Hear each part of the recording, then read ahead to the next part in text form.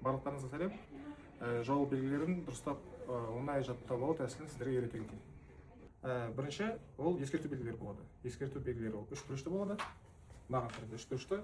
Сырты жағасы қызыл, ортасы ақ, символы қара түсті болып келеді. Келесі знак ол домалақ шеңбер тәрізді болып белгі болып келеді. Ол тыйым салу белгісі болып танылады. Ол мысалға түрде келтірсек, осыған ұқсас шеңбер тәрізді қызыл түсті символ ақ болып келеді.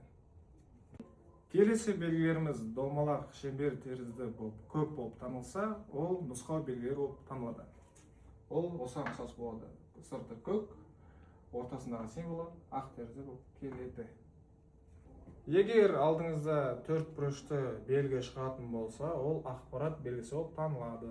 Ол ақпарат белгісі төрт бұрышты, көк фонды, ақ символмен белгіленетін болады. Егер алдыңызда төрт бұрышты белгі шығатын болса, ол ақпарат белгісі болып танылады. Ол сырты фоны көк, ортасындағы символ ақ болып келеді. Құрметті курсанттар, бізде жаңа топқа жинақ жүріп жатыр. Барлықтарыңызды шақырамыз.